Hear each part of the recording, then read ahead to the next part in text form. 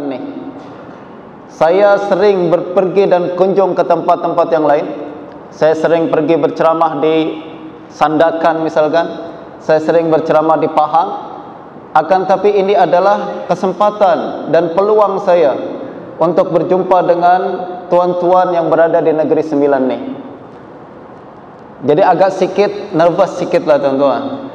Ada sedikit bimbang, takut. Yang pasti adalah saya nak tanya dulu tuan-tuan puan-puan sekalian, kira-kira ucapan saya boleh dipaham ke tak boleh dipaham nih?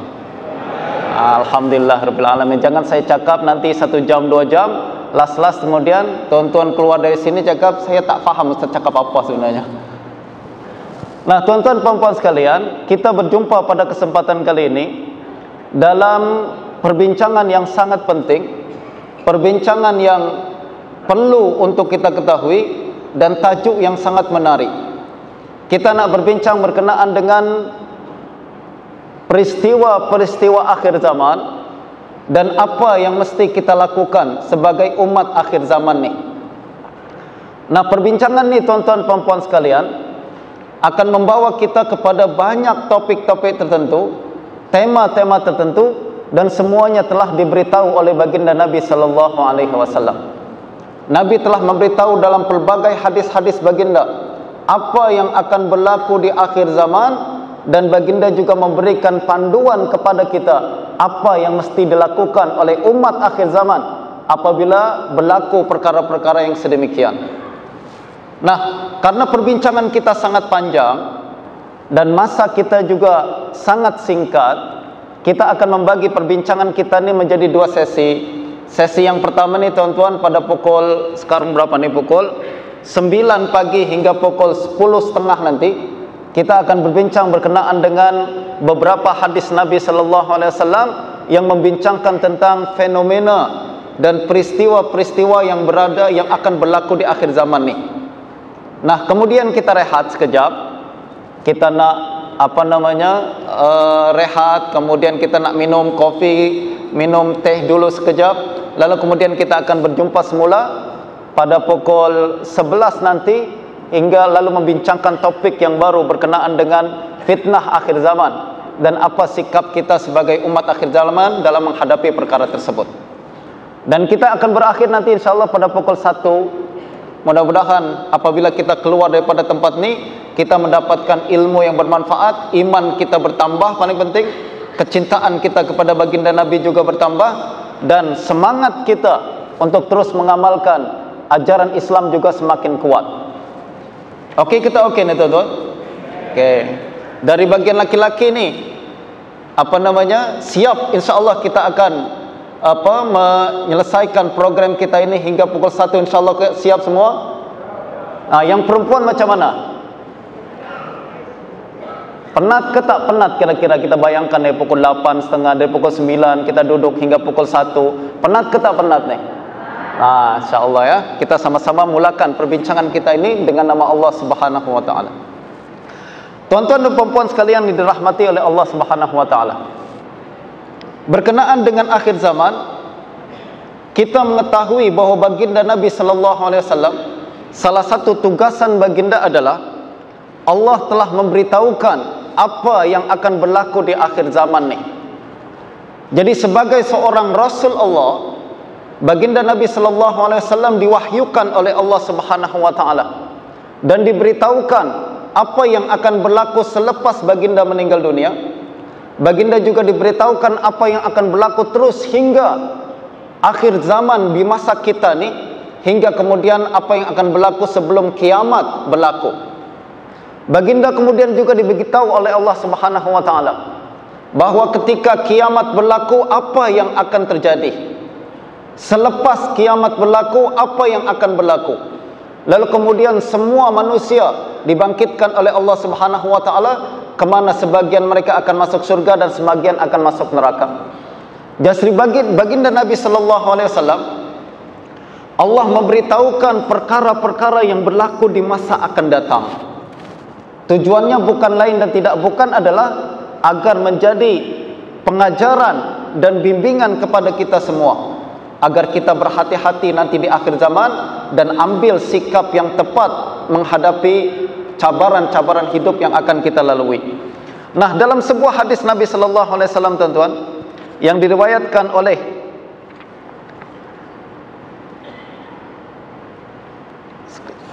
saya telah menulis dalam sebuah buku saya bertajuk Kompas Umat Akhir Zaman.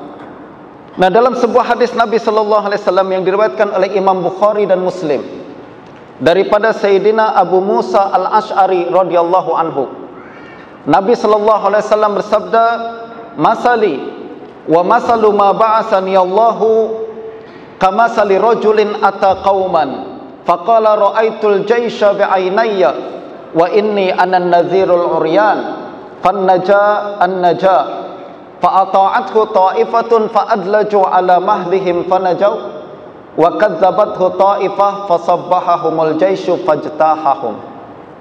Kata Nabi sallallahu alaihi wasallam, perumpamaan diriku dan tugasan yang Allah utus kepadaku ibarat seorang laki-laki yang mendatangi kaumnya.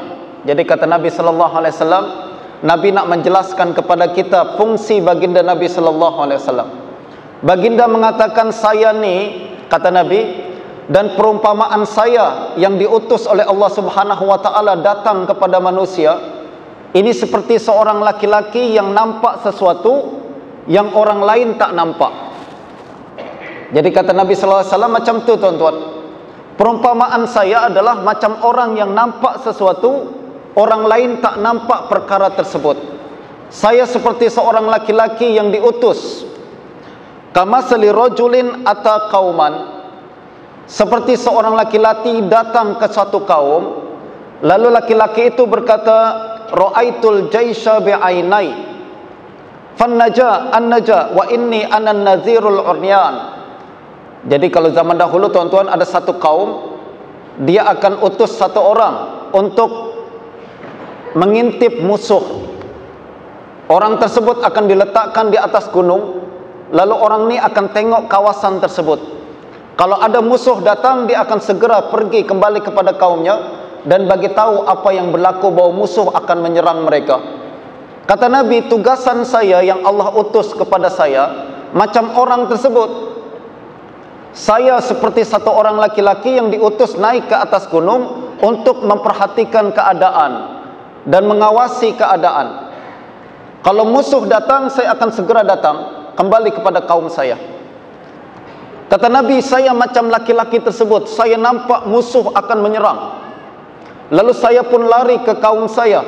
Saya lalu mengatakan, wahai kaum sekalian, saya nampak musuh akan menyerang kita sekejap lagi. Mereka sudah semakin dekat kepada kita. Dalam 1 hari 2 hari mereka akan datang ke tempat kita dan akan membunuh kita semua. Kata Nabi, apabila saya sampaikan perkara tersebut, ada satu kumpulan yang percaya, ada satu kumpulan yang tak percaya. Ya kan? Nabi datang kepada kaum baginda, kepada kita semua tuan-tuan, Nabi akan sebutkan tugasan saya simple saja. Saya diperlihatkan oleh Allah Subhanahu wa taala bahawa esok ada syurga, esok ada neraka. Allah juga bagi tahu kepada saya ini akan berlaku nanti di akhir zaman. Kalau orang percaya kepada kita, percaya kepada baginda Nabi sallallahu alaihi wasallam, maka dia akan mempersiapkan diri mereka. Ini yang Nabi sebutkan. Ada satu kumpulan yang percaya. Apabila Nabi mengatakan besok akan ada musuh yang akan menyerang kita, kata laki-laki ini, besok akan ada musuh yang menyerang kita. Satu kumpulan pun percaya. Apa yang mereka lakukan? Mereka kemudian pack up barang dia. Dia kemudian bawa anak istrinya. Mereka kemudian siap-siap keluar daripada negeri tersebut, menyelamatkan diri, gitu kan.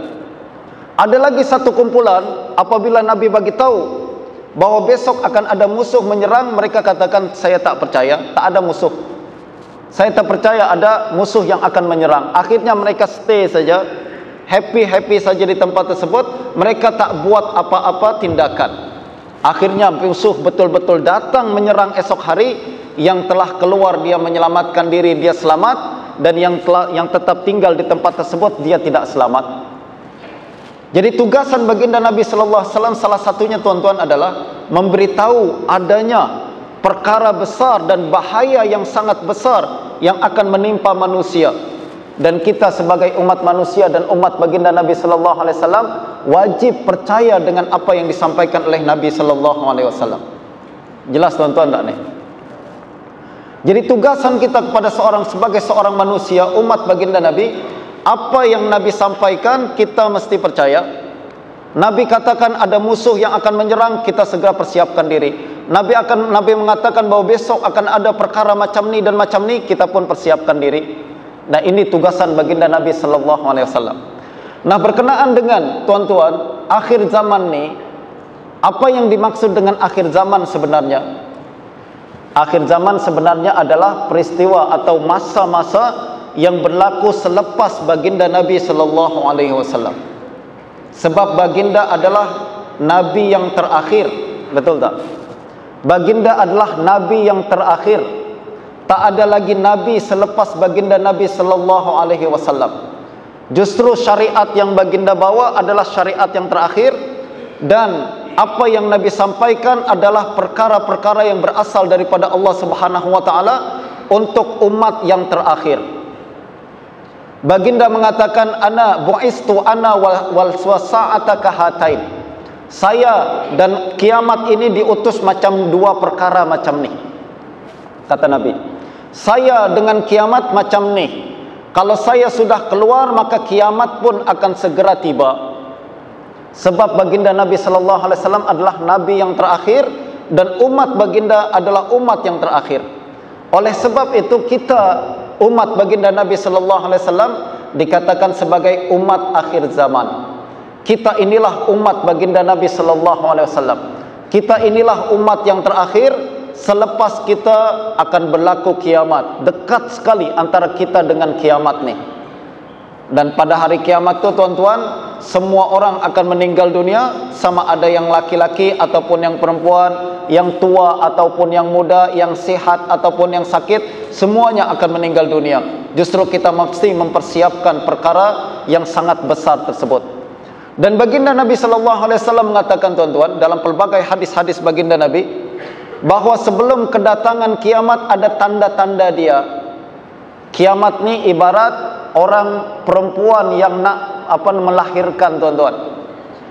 Macam orang perempuan nak melahirkan. Dia kalau nak melahirkan kan ada tanda-tanda dia, betul tak? Tak ada orang kemudian melahirkan tak ada tanda-tanda dia. Tiba-tiba dia kemudian melahirkan macam tu aja, ya kan? Ketika perempuan nak melahirkan, ada tanda-tanda dia, sakit perut dulu ke, ya kan? Ada kemudian kaki dia bengkak-bengkak ke, ya kan? Ada kemudian dia rasa macam lain sikit dalam perut dia dan lain sebagainya. Justru tanda-tanda tersebut menandakan bahwa dia akan melahirkan. Para ulama mengatakan, selepas baginda Nabi sallallahu alaihi wasallam diutus, maka kiamat ni macam perempuan yang tengah hamil saja, tinggal tunggu masa saja dia akan melahirkan. Kiamat ni tinggal tunggu masa saja dia akan datang. Justru kita sebagai umat yang terakhir ni kena siap-siap, mempersiapkan diri kita, apa yang mesti kita lakukan sebelum kiamat tersebut tiba. Nah, di antara tanda-tanda kiamat tuan-tuan, ada tanda-tanda kiamat besar, ada tanda-tanda kiamat kecil. Biasanya tanda kiamat akan dimulai dengan tanda kiamat kecil terlebih dahulu. Macam orang nak melahirkan kan, semula perut dia kecil dulu, lama-kelamaan kemudian besar, lama-kelamaan besar. Kalau sudah 7 bulan kemudian, kaki dia sudah mulai bengkak-bengkak, urat dia sudah mulai nampak di kaki, betul tak? Kemudian kalau sudah hampir sangat nak melahirkan, dia sudah mulai sakit perut, mulas dan lain sebagainya. Suami kena jaga-jaga. Anytime dia akan melahirkan, anytime budak tu keluar dah, ya kan? Kita kena jaga-jaga dia. Begitu juga kiamat ni tuan-tuan. Ada tanda-tanda kecil dan ada tanda-tanda besar. Tanda-tanda kecil maknanya adalah kiamat tersebut bermula dengan tanda-tanda yang kita nampak kecil saja, belum berkaitan dengan tanda-tanda yang kalau sudah keluar tanda-tanda besar, maknanya sudah sangat dekatlah kiamat nih. Nah, yang kita bincang sekarang ni tuan-tuan, soalan kita adalah kita sekarang sudah berada dalam tanda-tanda kiamat besar ke, atau ada masuk dalam tanda-tanda kiamat-kiamat kecil saja? Nah, banyak tanda-tanda kiamat kecil sudah berlaku sejak meninggalnya baginda Nabi sallallahu alaihi wasallam. Banyak sekali hadis-hadis berbincang tentang kiamat-kiamat, tanda-tanda kiamat kecil sudah berlaku, dan kita sekarang ni tengah tunggu tanda-tanda kiamat yang besar. Tanda-tanda kiamat yang besar macam nanti keluarnya Dajjal, ya kan? Nanti keluarnya apa namanya? Dabatun fil ard, ada sebuah seekor hayawan yang boleh bercakap. Nanti kemudian ada awan besar, dukhan yang sangat tebal menutupi langit dan lain sebagainya. Dan yang terakhir kemudian adalah ketika matahari sudah terbit dari sebelah barat. Terbalik, yang semula terbit dari timur, tenggelam di barat. Nanti terakhir tanda kiamat yang besar adalah kiamat matahari akan terbit dari barat. Nah, ini pada saat itu kata baginda Nabi sallallahu alaihi wasallam, taubat sudah tak diterima lagi oleh Allah Subhanahu wa taala. Nah, alhamdulillah sekarang ni tuan-tuan dan puan-puan sekalian, kita belum nampak lagi tanda-tanda kiamat besar. Dajjal kita belum nampak lagi. Lalu kemudian matahari belum terbit lagi dari barat. Akan tetapi kita telah membuktikan tanda-tanda kiamat kecil telah berlaku dalam kehidupan kita. Dan ini yang kemudian saya nak bincang kepada tuan-tuan sekalian. Kita akan berbincang sekarang ni ada beberapa hadis Nabi sallallahu alaihi wasallam yang berbincang tentang tanda-tanda kiamat kecil terlebih dahulu. Tujuannya tak lain dan tak bukan adalah agar kita faham dan kita mempersiapkan diri untuk datangnya tanda-tanda kiamat yang besar tersebut. Sebab kalau tanda-tanda kiamat yang besar sudah keluar tuan-tuan, kita tak mampu buat apa-apa lagi lah. Dajjal keluar, kata Nabi sallallahu alaihi wasallam, ramai orang jangan konfront dengan Dajjal. Jangan kemudian dia nak melawan Dajjal. Kenapa? Dia mesti kalah. Kalau Dajjal nanti keluar tuan-tuan, saya ingatkan orang Negeri Sembilan, jangan coba-coba nak melawan Dajjal. Tuan-tuan mesti kalah. Tak mungkin tuan-tuan boleh membunuh Dajjal. Sebab kata baginda Nabi, yang membunuh Dajjal hanya Nabi Isa saja kan. Jadi tuan-tuan jangan teror sangat, saya punya kungfu, saya punya Wing Chun, saya nak guna tak melawan Dajjal. Tuan-tuan akan kalah semua. Apa yang kita mesti lakukan adalah membentengi diri kita dan selamatkan diri dan iman kita. Itu yang penting nanti ketika Dajjal keluar. Sebab kita tidak mampu membunuh dia, hanya Nabi Isa saja. Nanti ketika keadaan sudah sangat sempit dan keadaan sudah sangat gawat, baru kemudian Allah turunkan Nabi Isa, dia yang akan membunuh Dajjal. Nah, ketika keluar Ya'juj wa Ma'juj, juga tanda kiamat besar, kita tak mampu buat apa-apa lagi. Kenapa? Ini tidak boleh dilawan oleh sesiapapun. Kita tak akan mampu buat apa-apa. Justru saya tak berbincang berkenaan dengan tanda-tanda kiamat besar. Sebab pada saat kiamat besar tersebut telah keluar, tak ada lagi sesuatu yang boleh kita buat. Tak ada lagi tindakan yang boleh kita lakukan. Tapi kita akan berbincang pada saat ini berkenaan dengan tanda-tanda kiamat kecil yang telah Nabi sebutkan akan berlaku di zaman kita, dan kita boleh buat tindakan. Kita masih lagi boleh melakukan perkara-perkara tertentu yang boleh menyelamatkan diri kita dan keluarga kita. Nah, apa dia tanda-tanda kiamat kecil tersebut tuan-tuan dan puan-puan sekalian? Sangat banyak tuan-tuan tanda-tanda kiamat kecil yang telah disebutkan oleh baginda Nabi sallallahu alaihi wasallam, tapi saya nak sebutkan satu hadis saja dalam masa yang singkat ni berkenaan dengan tanda kiamat kecil yang disebutkan oleh Sayyidina Anas ibnu Malik radhiyallahu anhu, yang disebutkan oleh Sayyidina Abu Hurairah radhiyallahu anhu. Diriwayatkan oleh Imam At-Tirmizi daripada baginda Nabi sallallahu alaihi wasallam. Dalam sebuah hadis baginda mengatakan, la taqumus sa'atu hatta yataqarabuz zaman fatakunus sanatu kasyahr wasyahru kal jumu'ah wa takunul jumu'atu kal yaum wa yakunul yaumu kas-sa'ah wa takunus sa'atu kadh-dharmati bin nar. Ini adalah tanda kiamat kecil yang disebutkan oleh baginda Nabi, dan kita sudah rasa dan buktikan perkara tersebut. Apa dia? Kata Nabi sallallahu alaihi wasallam, tidak akan tiba hari kiamat sehingga waktu menjadi semakin singkat. Tengok tuan-tuan, betul tak kita rasa di perkara tersebut? Betul. Kata Nabi sallallahu alaihi wasallam, kiamat tidak akan datang melainkan kita akan merasakan masa menjadi semakin singkat. Kata Nabi, setahun bagaikan sebulan, dan sebulan bagaikan seminggu, seminggu bagaikan sehari, dan sehari bagaikan 1 jam, dan 1 jam bagaikan api yang membakar daun kurma. Masya Allah, benar apa yang disebutkan oleh baginda Nabi sallallahu alaihi wasallam. Tanda kiamat ni kecil, ya. Akan tetapi karena dia kecil, kita masih boleh ambil tindakan. Ada sesuatu yang masih boleh kita buat lagi, tuan-tuan. Tak macam tanda-tanda yang besar lagi. Macam tadi saya cakap, kalau matahari sudah terbit daripada barat, dah tak boleh apa-apa tindakan lagi kita buat. Taubat pun Allah dah tak terima lagi lah. Kita nak solat pun Allah dah tak terima lagi lah. Kenapa? Saatnya sudah habis. Masa yang Allah beri, peluang yang Allah bagi telah habis.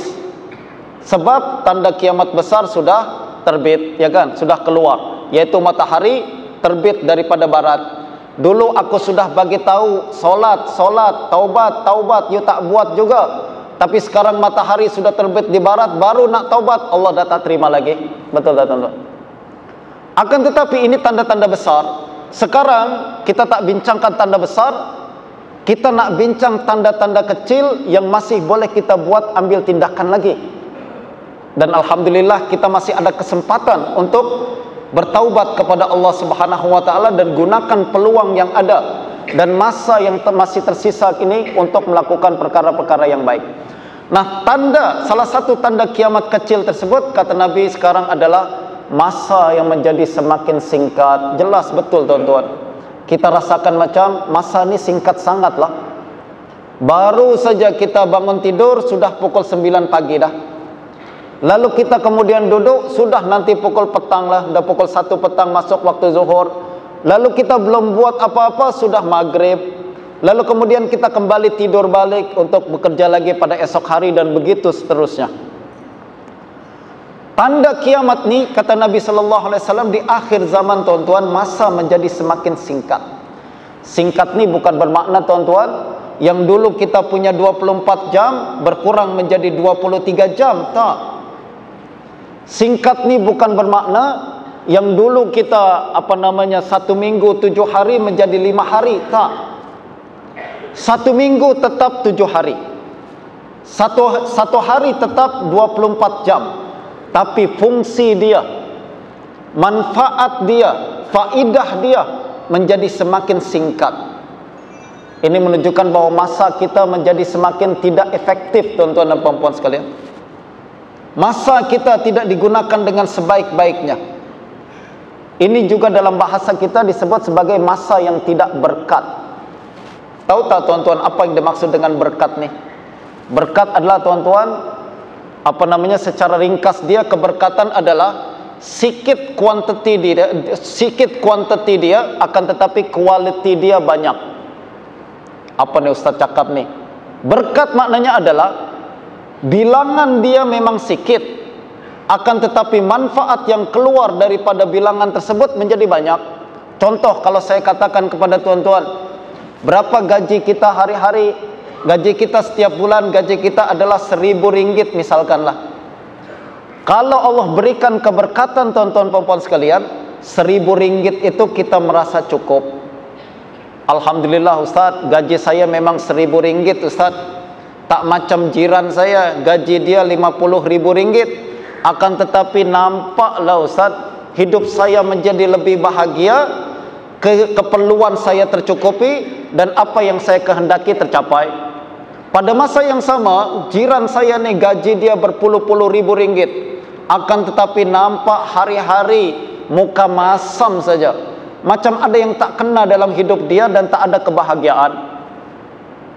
Maknanya adalah, keberkatan adalah memang bilangan dia sikit, akan tetapi manfaat dia banyak. Pada masa yang sama, kalau Allah cabut keberkatan dalam sesuatu harta seseorang, kita nampak harta dia banyak, akan tapi kebahagiaan tidak terdapat dalam diri dia. Saya pernah pergi, tuan-tuan, ke satu tempat. Rumah dia sangat-sangat besar. Saya pernah pergi ke satu tempat di Jakarta sana. Rumah orang tersebut Masya Allah sangat-sangat besar. Saya ingat rumah tersebut, rumah orang ni macam sebesar tempat kita ni. Macam tempat kita ni, besarnya rumah dia. Di kawasan yang paling elit di Jakarta, di ibu kota Jakarta sana. Kawasan yang kalau 1 meter saja mungkin dalam harga berjuta-juta, juta-juta rupiah. Kalau ada satu kawasan yang sangat mahal ni, di pusat bandar, rumah yang sangat besar dimiliki oleh orang tersebut, dan saya datang untuk berceramah di rumah tersebut, saya nampak kereta di situ pun berderet-deret di situ tempat tu. Banyak kereta milik orang ni. Yang paling murah adalah Mercedes-Benz. Paling murah Mercedes-Benz. Jangan bincang apa yang paling mahal. Ferrari ada di situ. Myvi tak ada, Myvi. Rumah ni saya cakap, apabila saya sampai ke rumah tersebut, saya nampak macam, rumah besarnya, kereta Masya Allah banyaknya, dan kemudian mahal-mahal pula. Tak ada kereta yang murah, yang ada semua kereta-kereta mewah dan mahal.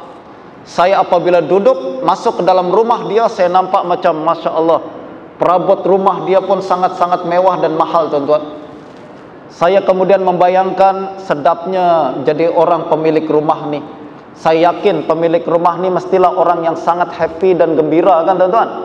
Sebab rumah besar macam ni, kemudian kereta mewah macam ni, lalu kemudian perabot semua sangat-sangat indah dan sangat cantik. Maka saya boleh bayangkan mestilah orang pemilik rumah ni orang yang sangat happy hidup di atas muka bumi ini. Apabila saya duduk di tempat ruang tamu tu, tiba-tiba pemilik rumah pun keluar, tuan-tuan. Pertama kali saya nampak pemilik rumah ni. Apabila saya nampak dari muka dia, saya boleh agak orang ni tak pernah tersenyum. Muka yang sangat masam, muka yang banyak berfikir, muka yang tak pernah tersenyum kepada orang lain.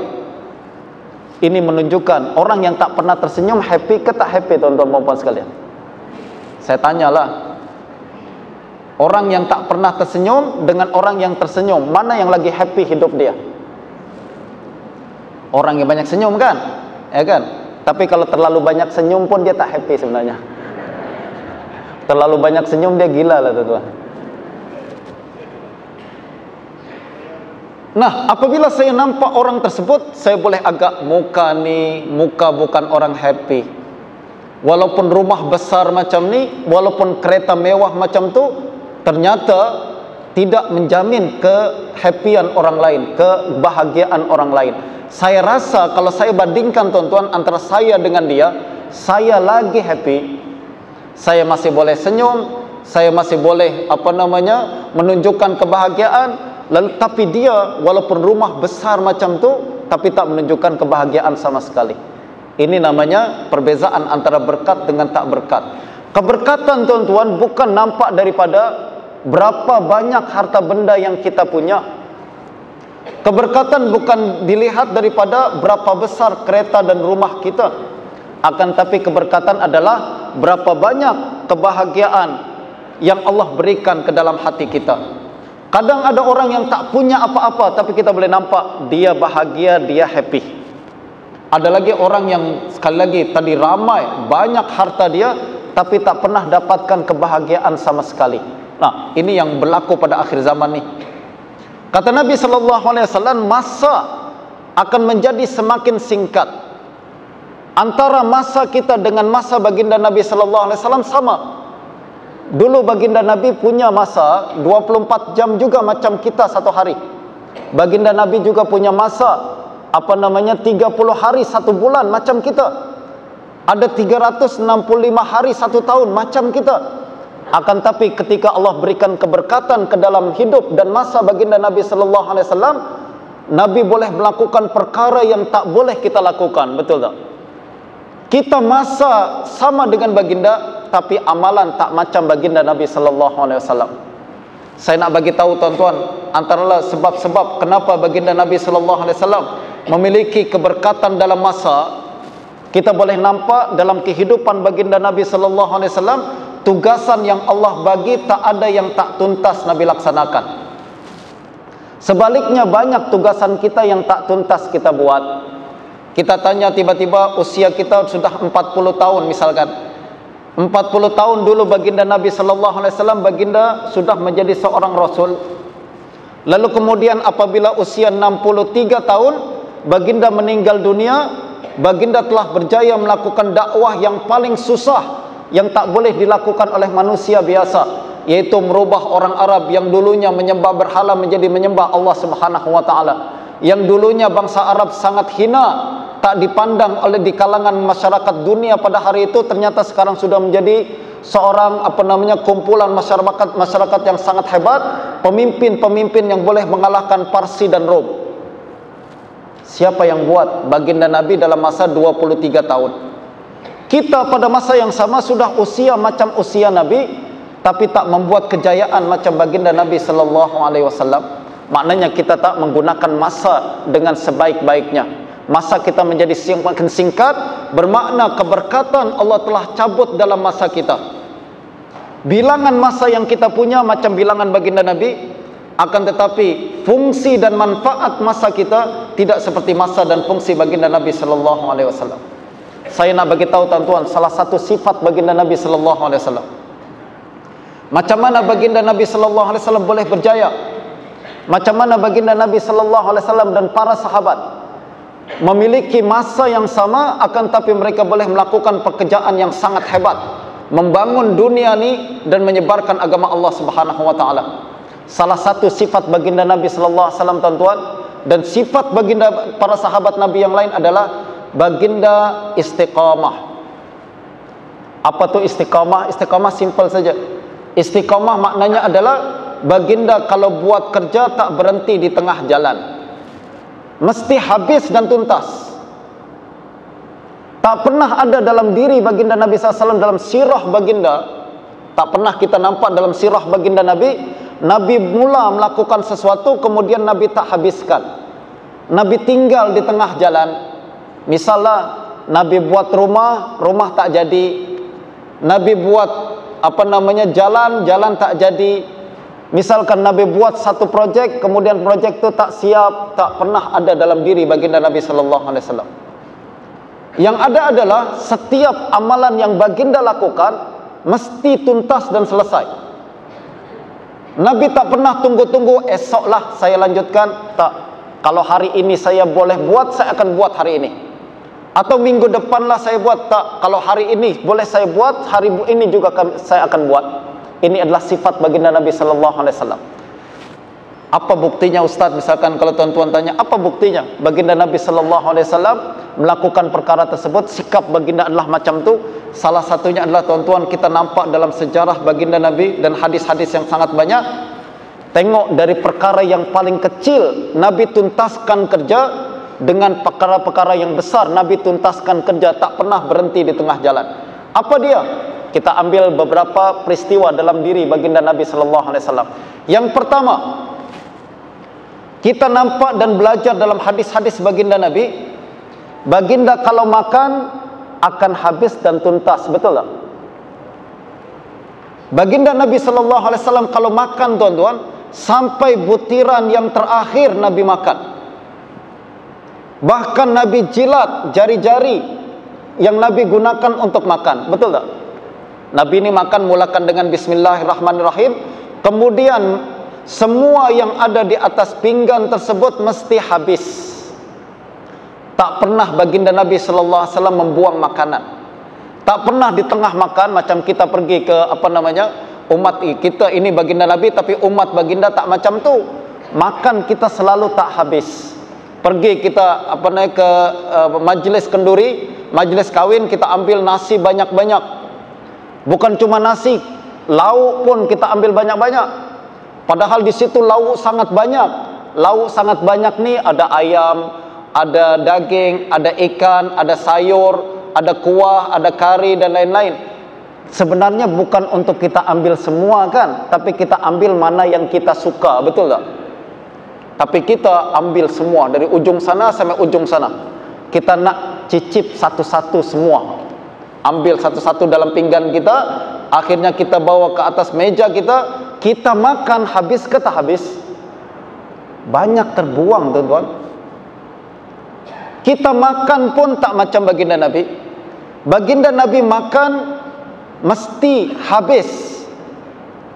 Tak ada satu butiran pun yang tersisa daripada makanan Nabi. Kalaupun jatuh makanan tersebut, Nabi suruh ambil, bersihkan, makan. Jangan biarkan ada makanan yang tertinggal. Tapi umat baginda Nabi selalu membuang makanan. Pernah tak tuan-tuan nampak dalam YouTube dan internet sana, ada orang Arab makan cuma ada 10 orang saja, tapi nasi dia, dulang dia, Masya Allah sangat banyak, sangat besar. Akhirnya dia tak makan tak habis, terbuang semua makanan. Pada masa yang sama orang di Afrika tak makan. Pada masa yang sama orang di Syria, anak-anak, budak-budak kecil tak makan. Makanan terbuang macam itu saja. Ini tidak ikut sunnah baginda Nabi sallallahu alaihi wasallam. Itu sebabnya tak ada keberkatan dalam harta kita. Kenapa? Kita tidak seperti baginda Nabi.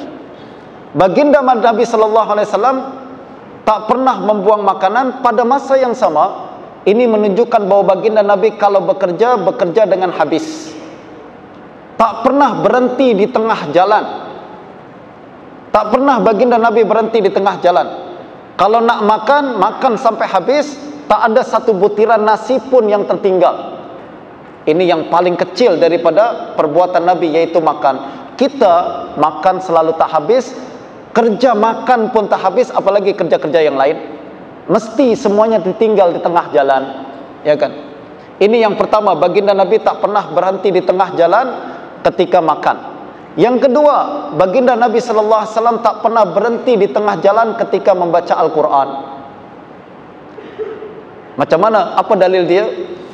Pada satu ketika, tuan-tuan, Huzaifah ibnul Yaman nampak baginda Nabi sallallahu alaihi wasallam tengah solat di tengah malam, solat tahajud. Dia pun katakan, baginda tengah tahajud, saya nak jadi makmum baginda Nabi di belakang. Dia pun solat bersama baginda Nabi sallallahu alaihi wasallam.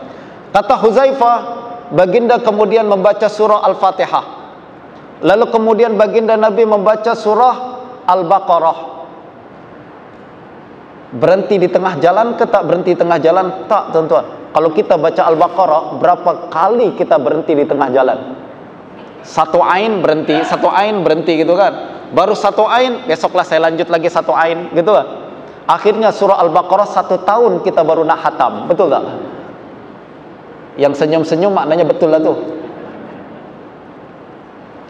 Nah, baginda Nabi sallallahu alaihi wasallam, kata Huzaifah, ketika Nabi mulakan surah Al-Baqarah, Nabi kemudian baca dia sampai khatam surah Al-Baqarah. Berapa lama Al-Baqarah khatam ni? Berapa jam? Maknanya berdiri baginda Nabi dalam 1 jam lebih, hingga mungkin sampai 2 jam Nabi membaca surah Al-Baqarah. Kata Huzaifah, aku dah penat nih berdiri. Mudah-mudahan Nabi kalau khatam surah Al-Baqarah, baginda akan ruku.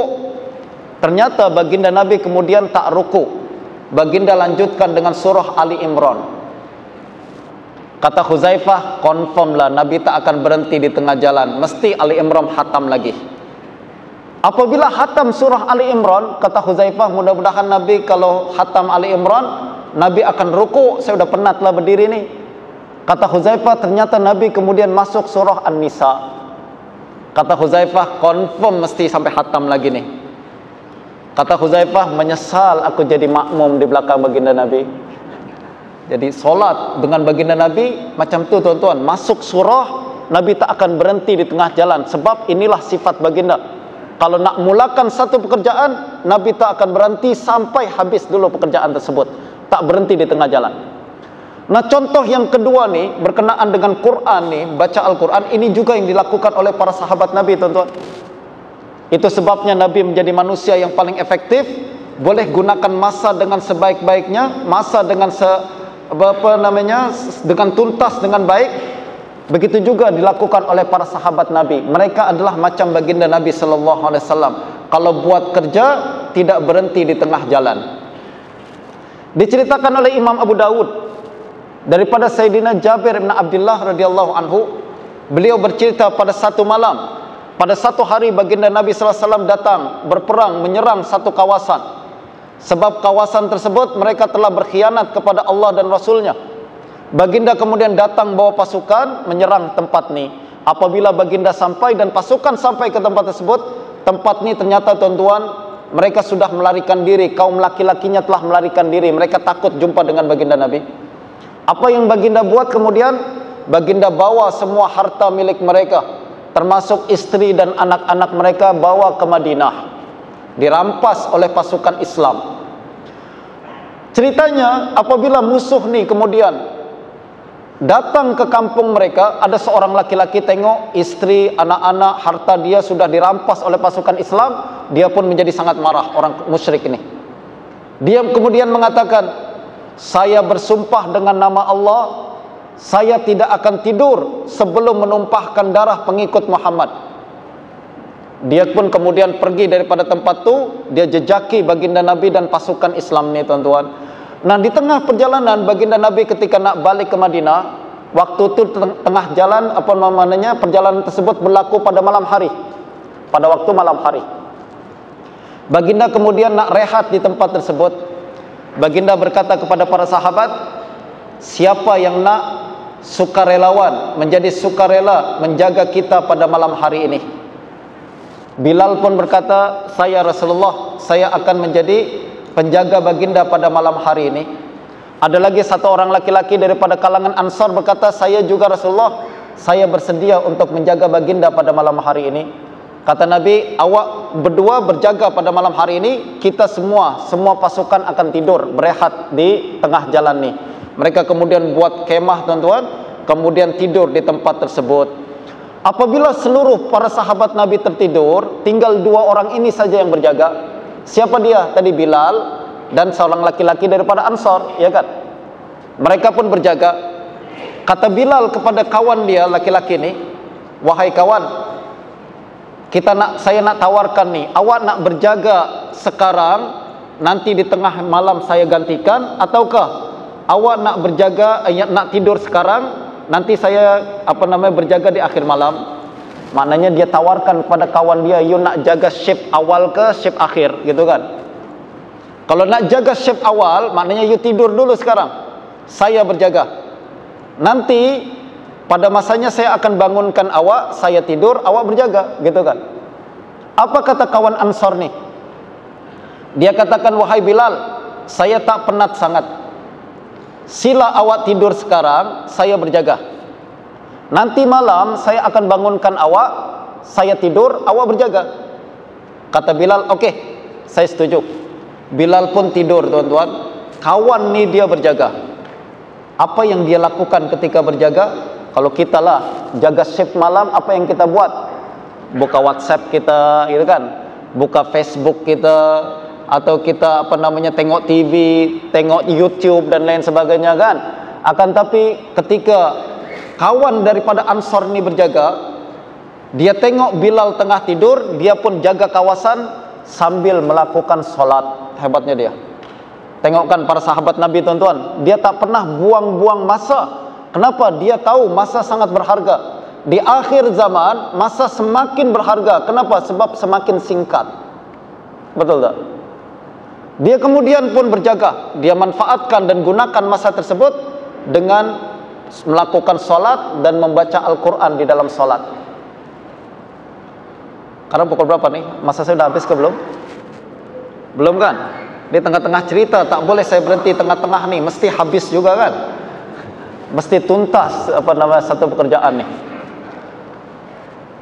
Nah, dari mana tadi saya berhenti? Lupa pula. Tengah solat, saja tes, tuan-tuan masih ingat ke tak ingat? Nah, ketika Bilal kemudian berjaga dengan dua orang ni, Bilal tidur, laki-laki Ansar ni dia berdiri, solat sambil berjaga. Tiba-tiba tadi ingat tak tuan-tuan, ada kalangan musyrik yang bersumpah tidak akan tidur, melainkan sebelum dia menumpahkan darah umat atau sahabat Nabi, betul tak? Dia kemudian kejar sampai di kawasan baginda Nabi tengah rehat. dia pun mengendap pelan-pelan di dalam kegelapan malam. Dia cari peluang untuk menyakiti baginda Nabi ataupun para sahabat Nabi. Dia tengok mana orang ni yang boleh saya tumpahkan darah dia. Tiba-tiba dia mendengar seseorang tengah membaca Al-Quran. Dia nampak seseorang tengah berdiri solat sambil membaca Al-Quran. Dia pun cakap dalam hati, ni confirm sahabat Muhammad. This is my chance, kata dia. Ini peluang saya untuk menumpahkan darah sahabat Muhammad yang tengah solat. Dia pun ambil satu anak panah, tuan-tuan. Dia panah kepada orang tersebut, kena orang tu yang tengah solat ni. Apa yang dia lakukan? Dia tetap lanjutkan solat dia. Masya Allah. Kalau kita kan solat baru ada lalatnya, bising-bising pun kita udah tak boleh khusyuk lagi, betul tak? Ada nyamuk kena di muka kita pun dah tak boleh diam lagi. Oh, tak boleh lah saya solat macam ni, banyak nyamuk lah. Tak boleh kita fokus solat yang 4 rakaat, akhirnya yang sepatutnya 5 menit menjadi ekstra, jadi paling lebih ringkas lagi menjadi macam 2 minit saja. Kenapa? Banyak nyamuk lah Ustaz di sini, saya tak boleh khusyuk lah. Nah, apa yang berlaku pada para sahabat Nabi ni? Ketika anak panah kena tubuh dia, dia tetap lanjutkan salat dia. Orang tu pun ambil anak panah yang kedua, dipanah lagi kena orang tersebut, dia tetap lanjutkan salat dia. Dia ambil anak panah yang ketiga, kena lagi orang ni. Pada saat itu kemudian dia rukuk, dia sujud, dia cepat habiskan salat dia. Dia kemudian bangunkan Bilal. Bilal bangun, saya sudah terkena anak panah. Bilal pun bangun, tuan-tuan, bangkit. Orang yang memanah ni kemudian melarikan diri, takut dia berjumpa dengan Bilal, melarikan diri. Kenapa? Sumpah saya sudah tercapai. Tadi kan dia cakap yang penting adalah menumpahkan darah salah seorang sahabat Nabi, dan sekarang saya sudah objektif, saya sudah tercapai. Dia pun melarikan diri. Bilal kemudian kejar, tak jumpa dia, dia kembali lagi kepada sahabat tersebut. Dia katakan dia nampak luka, darah sudah sangat basah di tubuh dia, sudah 3 anak panah di situ. Bilal pun pelik, dia katakan, wahai sahabat, kenapa engkau tak bangunkan aku sejak anak panah yang pertama? Kenapa mesti tunggu 3 anak panah dulu baru engkau rukuk dan selesaikan solat engkau? Bangunkan saya. Kenapa? Apa jawaban dia, tuan-tuan? Dia katakan, tadi saya tengah membaca di tengah-tengah surah, saya tidak ingin menghentikan bacaan saya sebelum dia habis. Masya Allah. Tengah baca Al-Quran, tengah enjoy baca Al-Quran di tengah-tengah surah, terkena anak panah pun dia cakap, saya tak boleh lepaskan bacaan Quran ni. Nah, saya nak hatamkan, habiskan juga bacaan ni. Masya Allah, hebatnya para sahabat Nabi, tuan-tuan. Orang yang macam inilah yang kemudian dikehendaki di dalam Islam kita. Orang inilah yang kemudian boleh menghadapi cabaran masa yang menjadi semakin singkat tadi. Pada akhir zaman, sekali lagi tuan-tuan, macam kita lalui sekarang ni, masa menjadi semakin singkat sebab keberkatan sudah mulai dicabut oleh Allah Subhanahu wa ta'ala. 1 jam kita tak boleh banyak buat apa-apa kerja. 1 hari tak boleh banyak apa-apa kerja yang kita boleh buat. Justru kita kena gunakan masa yang sebaik-baiknya. Dan kalau kita buat kerja, pastikan jangan tunda-tunda kerja tersebut. 1 hari baginda Nabi sallallahu alaihi wasallam berjumpa dengan Abdullah bin Umar ibn al-Khattab. Abdullah bin Umar usia dia masih 14 atau 15 tahun ketika jumpa dengan baginda Nabi. Sayyidina Nabi sallallahu alaihi wasallam pegang ke atas bahu dia, tepuk bahu Sayyidina Abdullah bin Umar. Beliau lalu mengatakan, wahai Umar, wahai Abdullah bin Umar, kun fid dunya ka'annaka gharib aw 'abirus sabil. Wahai Abdullah bin Umar, hiduplah di dunia ini macam orang yang singgah saja, bukan macam orang yang punya rumah. Hiduplah di dunia ini macam tetamu saja. Kenapa Nabi pesan macam tu? Sebab kita hidup di dunia memang macam tetamu kan, tuan-tuan. Kita datang 1 tahun, 2 tahun, sampai 50 tahun, bukan untuk stay selamanya di atas muka bumi ini. kita akan satu hari meninggalkan tempat ini. Justru keadaan kita di tempat ini mestilah digunakan dengan sebaik-baiknya. Peluang yang ada di dunia ini kena diambil dengan sebaik-baiknya, jangan dibuang begitu saja.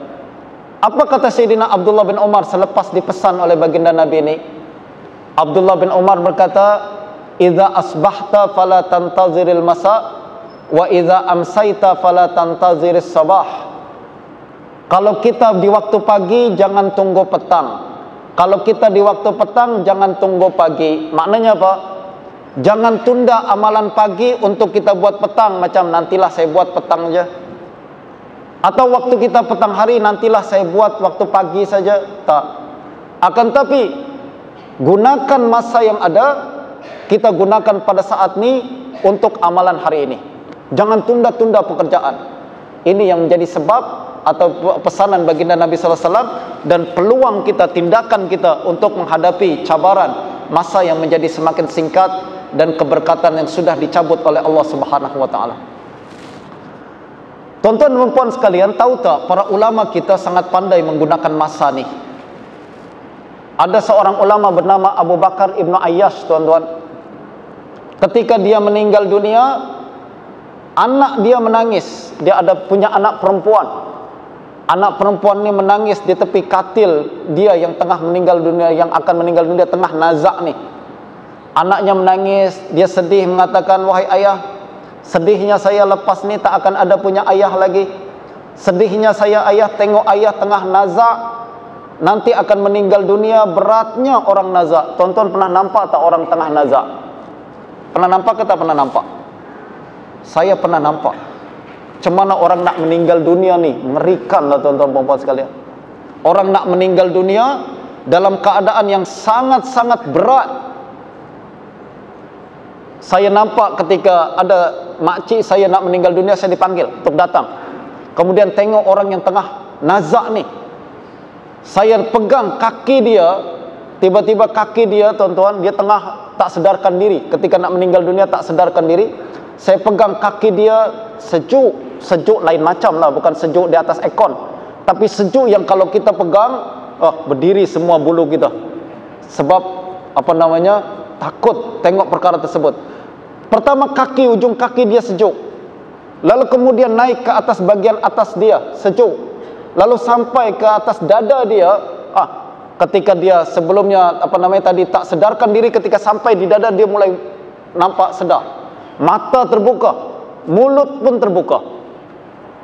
Saya nampak, Masya Allah, dia tengah nazak lah kalau gitu. Kemudian tak lama kemudian, tuan-tuan, mata melihat ke bagian atas, seolah-olah ruh keluar daripada mulut dia. Saya nampak, Masya Allah, orang meninggal dunia tak ringan, tak senang dan susah, ya kan?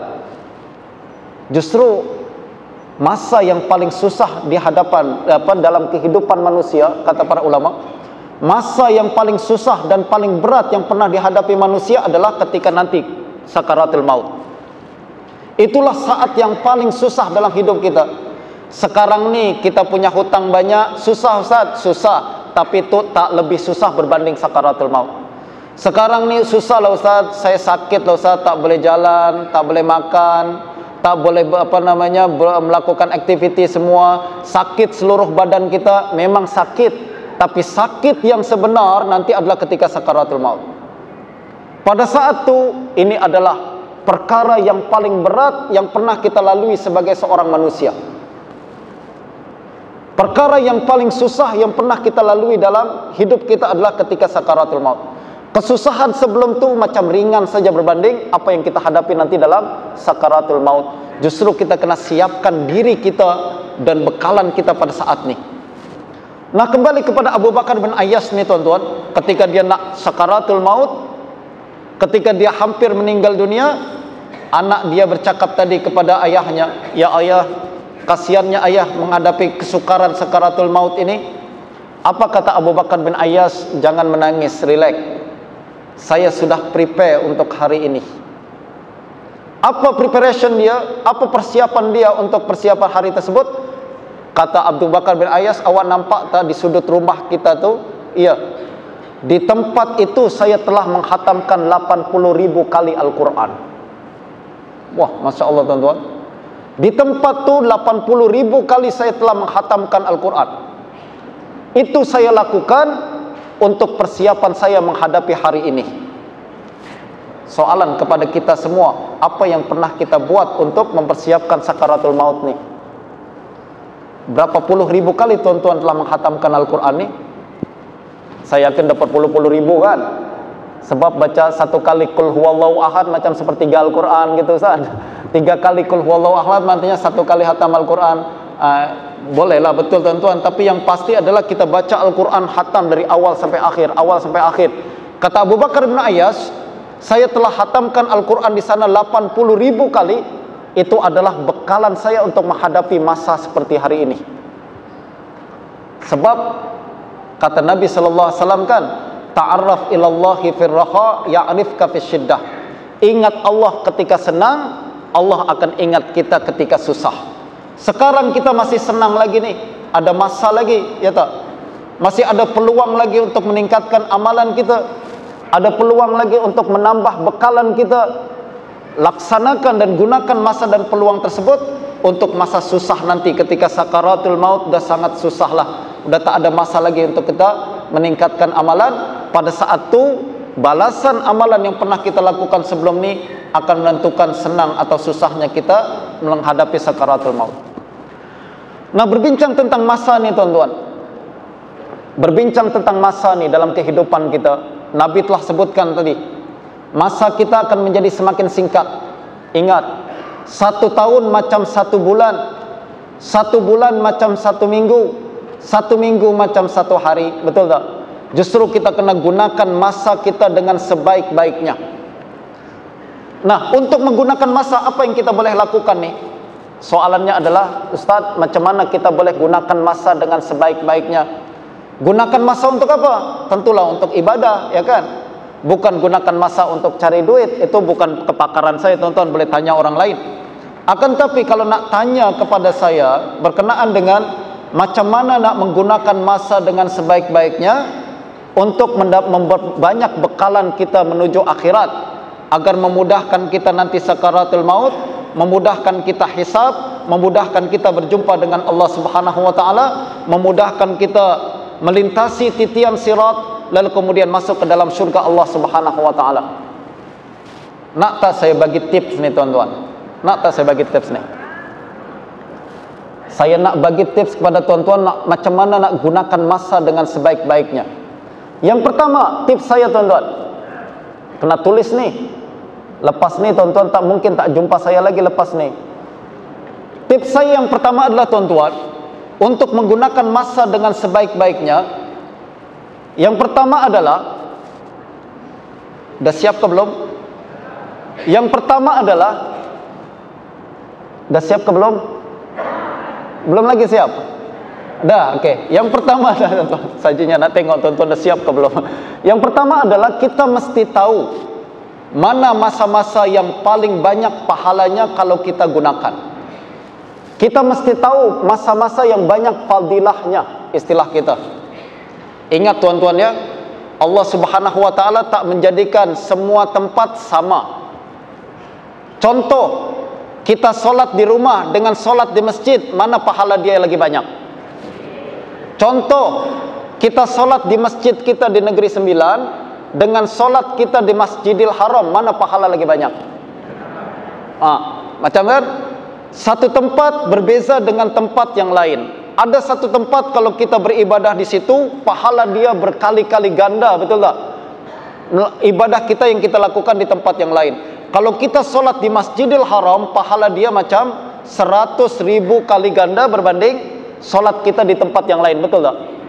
Ini menunjukkan ada satu tempat yang lebih afdal daripada tempat yang lain, betul? Begitu juga berkaitan dengan masa. Ada satu masa yang lebih afdal berbanding masa yang lain. Kalau kita gunakan masa ni tuan-tuan, maka pahala kita atau doa kita lebih mustajab berbanding masa kita kalau kita berdoa atau beribadah pada tempat yang lain. Sebagai contoh, kalau kita beribadah pada hari Jumat, ya kan?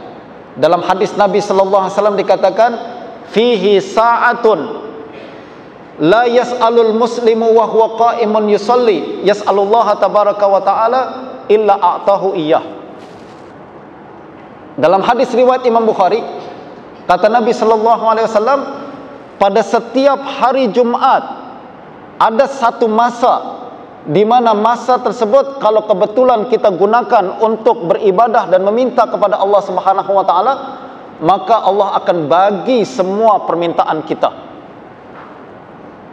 Ini hari Jumat, setiap hari Jumat tonton. Bila masa ini Ustaz? Ini disebut sebagai saat mustajab.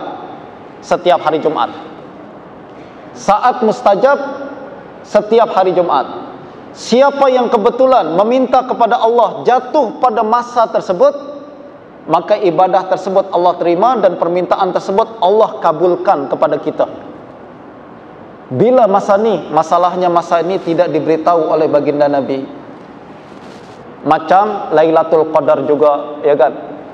Lailatul Qadar ni tuan-tuan berlaku pada bulan Ramadan. Tapi bila dia kita tak tahu, boleh jadi satu hari bulan, boleh jadi di tengah-tengah hari bulan, boleh jadi di akhir bulan, betul tak? Tujuannya adalah agar kita terus beribadah sepanjang bulan Ramadan. Begitu juga pada hari Jumat, kata Nabi, ada satu saat yang sangat mustajab.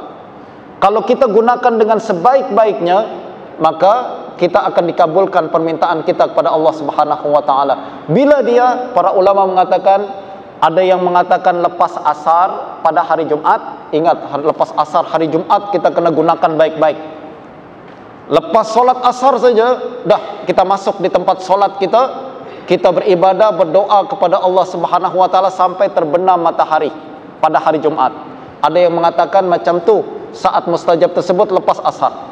Ada lagi yang mengatakan saat mustajab tersebut adalah selepas khutbah yang kedua pada hari Jumat hingga imam melaksanakan solat. Itu pun doa kita banyak-banyak. Kenapa? Saat mustajab pada hari Jumat. Ada lagi yang mengatakan masa yang lain. Tak apalah tuan-tuan, yang penting hari Jumat kena kita gunakan dengan sebaik-baiknya. Apa yang kita amalkan pada hari Jumat? Banyak-banyak salawat, betul tak? Baca surah Al-Kahfi, banyak surah, baca Al-Quran dan lain sebagainya. Kita perbanyak ibadah pada hari Jumat. Kenapa? Dia saat yang lebih utama berbanding hari-hari yang lain.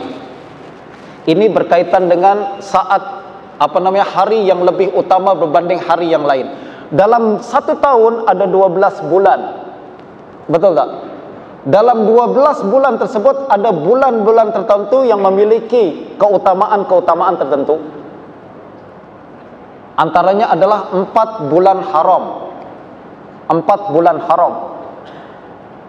Ini adalah 4 bulan suci yang disebut sebagai Ashhurul Hurum, bulan-bulan haram, yaitu bulan Rajab, Zulqa'dah, Zulhijjah dan Muharram. Para ulama mengatakan digalakkan kita untuk memperbanyak ibadah pada 4 bulan nih, sebab dia berbeza dengan bulan-bulan yang lain.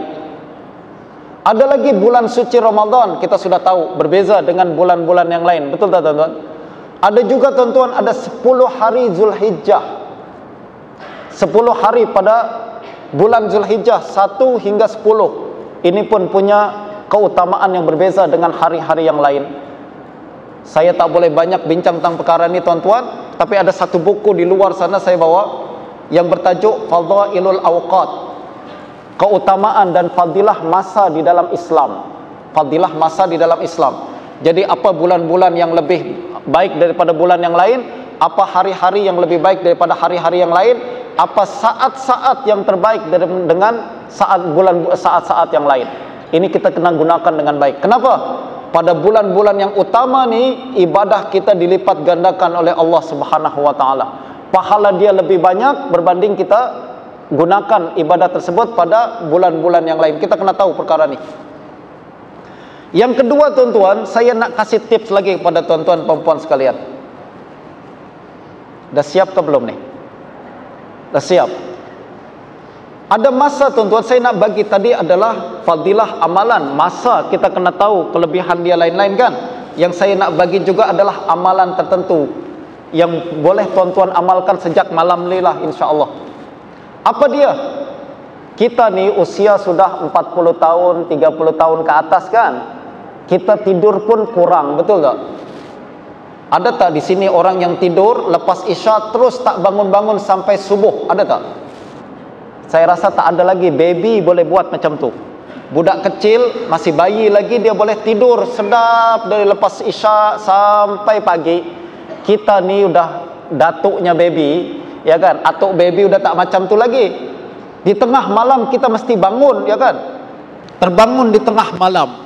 Sebenarnya terbangun di tengah malam adalah masa yang paling mustajab juga untuk kita gunakan dan laksanakan satu perkara yang diperintahkan oleh baginda Nabi sallallahu alaihi wasallam. Dalam sebuah hadis riwayat Imam Bukhari, tuan-tuan, hadis riwayat Imam Bukhari, baginda Nabi sallallahu alaihi wasallam bersabda, "Man ta'arra bil lail," siapa yang terbangun di tengah malam. Nanti tuan-tuan terbangun di tengah malam pukul berapa saja. Kita terbangun misalkan, ya kan, lalu kemudian sedar daripada tidur kita. Apa yang kita buat? Baca yang disebutkan oleh Nabi sallallahu alaihi wasallam. Kata Nabi, siapa yang terbangun di tengah malam kemudian dia mengucapkan zikir nih. Apa zikir dia? La ilaha illallah wahdahu la syarikalah, lahul mulk wa lahul hamd wa huwa ala kulli syai'in qadir. Alhamdulillah wa subhanallah wa la ilaha illallah wallahu akbar. Hafal ke tak hafal nih? Oh, saya yakin hebat lah orang Negeri Sembilan nih. Sekali saya sebut terus ingat semua. Hafalan dia kuat-kuat lah orang sini. Udah hafal betul nih? Betul, saya sebutlah sekali lagi lah in case ada yang belum hafal kan, ya kan? Apa dia amalan dia? Kata Nabi, siapa yang terbangun di tengah malam kemudian dia mengucapkan la ilaha illallah wahdahu la syarikalah, lahul mulk wa lahul hamd wa huwa ala kulli syai'in qadir. Alhamdulillah wa subhanallah wa la ilaha illallah wallahu akbar. Ini zikir kita.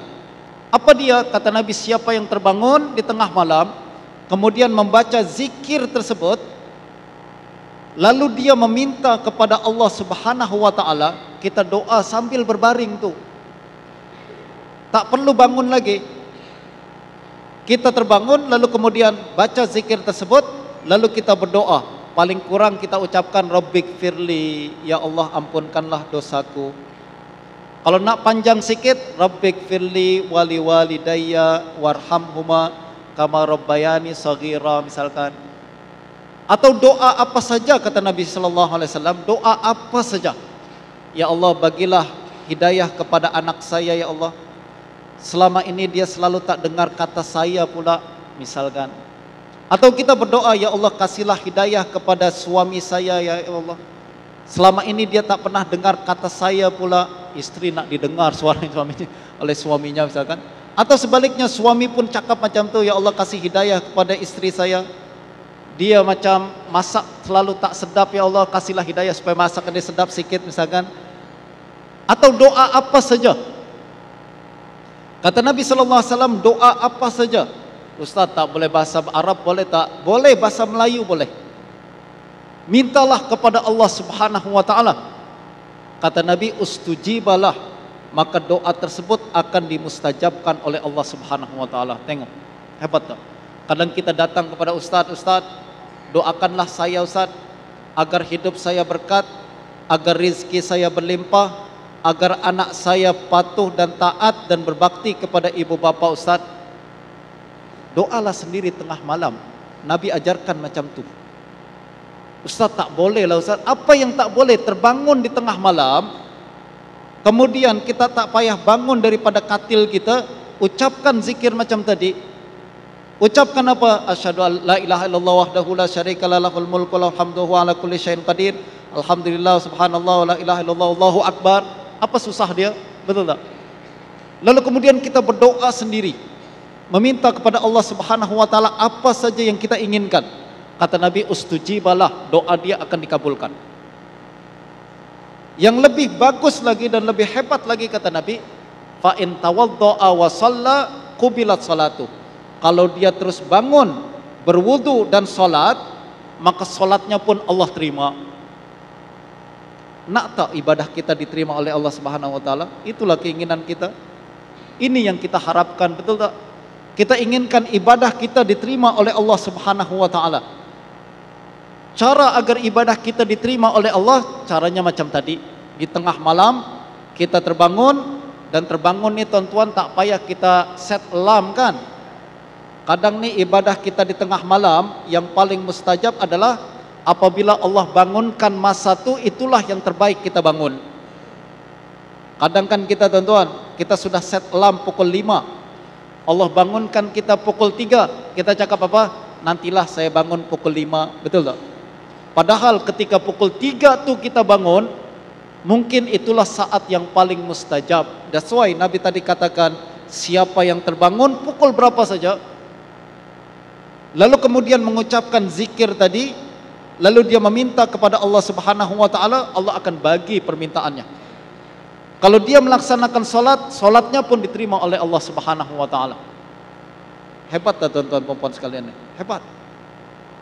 Justru ini yang kita kena buat nih. Ini yang akan melahirkan keberkatan di dalam hidup kita tuan-tuan. Keberkatan dalam masa kita, keberkatan dalam harta kita, keberkatan dalam pasangan kita, keberkatan dalam anak-anak kita. Caranya adalah kita kena kembali kepada Allah Subhanahu wa taala. Kita kena kembali kepada ajaran baginda Nabi sallallahu alaihi wasallam. Kita kena tengok tadi baginda sudah ajarkan cantik kepada kita. Ada masa-masa tertentu yang kita kena ambil penting, ambil berat masa-masa tu. Sebab masa-masa ni bonus dia berbeza, pahala dia berbeza berbanding masa-masa yang lain. Ada hari Jumat yang berbeza dengan hari yang lain, puasa hari Isnin berbeza dengan hari yang lain, puasa hari Khamis berbeza dengan hari yang lain, betul tak tuan-tuan? Sebab ada keutamaan tertentu pada masa-masa itu. Ibadah pada bulan Ramadan berbeza dengan hari yang lain, pada bulan yang lain. Ibadah pada 10 Zulhijjah, 1 hingga 10 Zulhijjah berbeza dengan lain. Kita kena ambil peluang dan kesempatan tersebut. Nah sekarang ni yang kedua adalah amalkan juga zikir yang diajarkan oleh baginda Nabi sallallahu alaihi wasallam. Umat akhir zaman ni umat yang penuh cabaran tuan-tuan. Keberkatan Allah cabut. Tak ada lagi keberkatan dalam masa kita. Terlebih lagi keberkatan dalam harta kita. Terlebih lagi keberkatan dalam keluarga kita. Ada orang yang keluarga dia tuan-tuan, saya pernah nampak. Kadang kita pernah ni tengok ni kan, ada orang-orang tertentu kita nampak macam okey saja, suami isteri okey saja, tapi kita tak tahu apa yang mereka alami di dalam hati. Percaya atau tidak tuan-tuan, saya pernah mengajar di satu tempat sana, bukan di Negeri Sembilan. Negeri Sembilan saya baru mengajar sekarang ni saja. Di tempat yang lain saya pernah mengajar tuan-tuan. Dalam satu majlis macam ni, saya nampak ada pasangan suami isteri tak pernah miss kelas saya. Selalu hadir dalam kelas saya. Saya pun nampak macam, bagusnya suami isteri ni. Selalu datang hadir kelas saya, tak pernah miss. Maknanya ini keluarga yang bahagia, ya kan? Ternyata apa yang berlaku tuan-tuan, dalam hati kita tak tahu. Kita cuma nampak zahir saja. Suami dia kemudian jumpa saya. Dia cakap kepada saya, Ustaz, saya nak tanya satu soalan, boleh Ustaz? Nak minta nasihat. Saya cakap, okey sila. Apa ya permintaan, apa yang perlu saya nasihatkan nih? Dia cakap, Ustaz, sebenarnya saya dan isteri ni dah 7 bulan tak pernah tegur satu sama lain. La ilaha illallah. 1 bulan kita tak tegur satu sama lain. Lalu apa yang berlaku? Itulah Ustaz. Sebenarnya apa yang berlaku sampai 7 bulan tak tegur nih? Itulah Ustaz. Pernah satu ketika dia minta saya belikan nasi goreng, saya belikan dia mie goreng. Balik ke rumah merajuk, sampai sekarang 7 bulan dia tak tegur saya. Saya harap tak adalah perempuan macam tu di sini. Ya kan? Saya katakan ini masalah ilmu pengetahuan. Tengok, keberkatan telah dicabut di dalam kehidupan keluarga dia. Nampak macam, happy couple, happy family. Akan tetapi sebenarnya dia punya masalah yang kita tak tahu. Lalu kemudian apa yang mesti kita buat adalah, perkara ini tak akan berlaku kalau kita belajar agama tuan-tuan. Justru saya galakkan tuan-tuan ini pergi hadir dalam setiap majelis ilmu, bukan hari ini saja. Juga hadir dalam majelis ilmu bukan hanya kepada saya saja, akan tapi juga hadir kepada ulama-ulama yang lain. Ustadz-ustadz yang ada di Negeri Sembilan ini sangat ramai. Hadir dalam majelis mereka, dengarkan nasihat mereka, amalkan dalam kehidupan. Kenapa kalau kita punya ilmu agama tak akan berlaku macam ni? Kenapa? Sebab Al-Quran, hadis Nabi SAW mengatakan, tidak boleh kita memulaukan sahabat kita lebih daripada 3 hari, betul kan? Ini sahabat kita, apalagi istri kita, suami kita, apalagi adik-beradik kita, ipar duai kita. Ada orang tuan-tuan dia tak tegur mertua dia bertahun-tahun dah, ya kan? Ada yang mertua tak tegur menantu bertahun-tahun dah. Ini cabaran umat akhir zaman. Justru umat akhir zaman hanya boleh mengatasi cabaran ni dengan ilmu Allah Subhanahu wa taala, bimbingan daripada baginda Nabi sallallahu alaihi wasallam. Sekali lagi tadi Nabi mengatakan tak boleh kita menjauhkan atau memulaukan kawan dan sahabat kita lebih daripada 3 hari. La yahillu li muslimin an yahjura akhahu fawqa salas. Tidak boleh seorang muslim menjauhkan sahabat dan saudara dia lebih daripada 3 hari. Maknanya Islam tak melarang kita marah. Ustaz, saya marah sangatlah Ustaz sama suami saya. Saya minta mie goreng lah. Saya minta nasi goreng lah, dia bawa mie goreng. Itu yang membuat saya marah sangat Ustaz. Saya sebenarnya susah nak marah Ustaz, tapi karena mie goreng ni saya fanatik sikit Ustaz. Saya ada pandangan sendiri berkenaan dengan perkara ni. Justru saya marah sangat. 7 bulan saya tak tegur dia. Boleh ke tak boleh? Tetap tak boleh. Marah boleh marah, tapi marah pasti ada had limit dia. 1 hari marah tak apalah, merajukkan. 1 hari istri kemudian merajuk pada suami, saya tak tegur abang lah. Kenapa? Mie goreng bang, ingat. Mie goreng bang, mie goreng ingat. Saya tak nak tegur abang lah. Okey lah, 1 hari masih okey, ya kan? 2 hari, sudah mulai tak okey sikit nih, tapi masih okey lah. 3 hari, dah ini hari terakhir. You tak tegur juga, maknanya bermasalah. Ya tak? Maknanya kita telah melakukan perkara yang haram. Marah pun marahlah, tapi mesti ada had dia. Ingat tuan-tuan, dalam hadis itu juga Nabi mengatakan, wa khairuhuma man yabda'u bis salam. Kalau ada kita marah dengan sahabat kita, adik-beradik kita, istri kita, suami kita, kita kena ingat salah satu di antara kita ada yang lebih disayang oleh Allah Subhanahu wa taala.